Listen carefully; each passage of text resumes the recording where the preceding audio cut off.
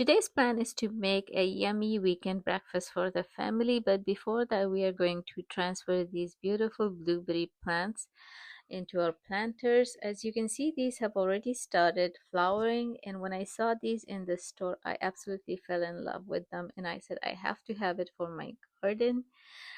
So all we are going to do is to take these out of their packaging and put them into the planters. So as you can see, these come with a little bit of dirt, and the rooting already started. So all you need to do is to add some more dirt to it and put them in these bigger planters.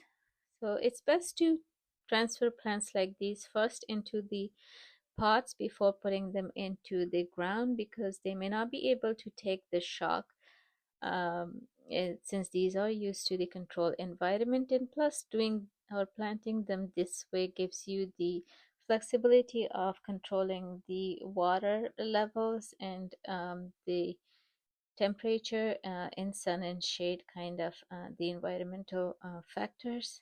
So once you have your pots ready, you can mix in some of the soil that they came with, and then position them in the center and put more dirt around them and water them and let them do their thing.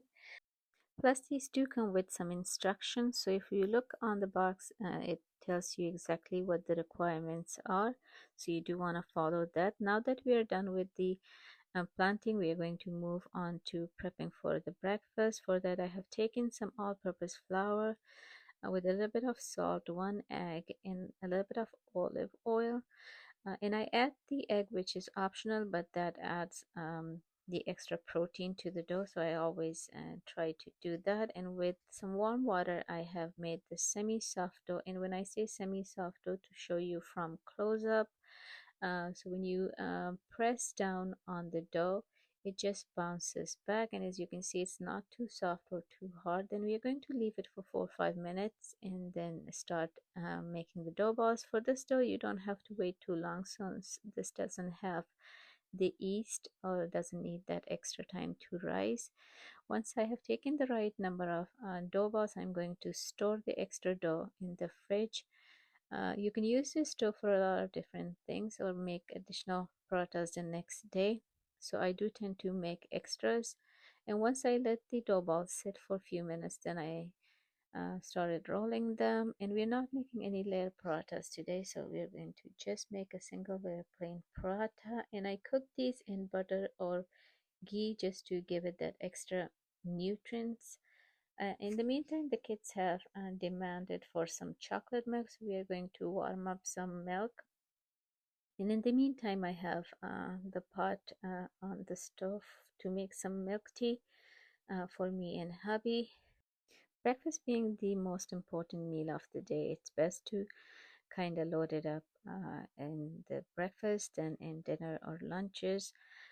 So I tend to give them something extra during the weekend. So my little helper here is helping me with the chocolate milk while I'm spreading the Nutella, and they also have asked for plain ones with sprinkle of sugar.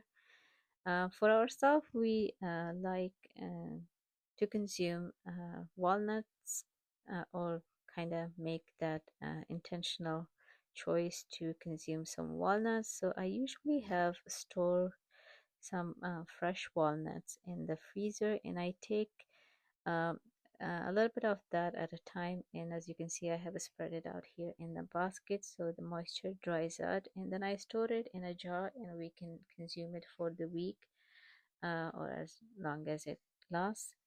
So thank you for watching and joining us today, and I hope you have a wonderful day. Stay tuned.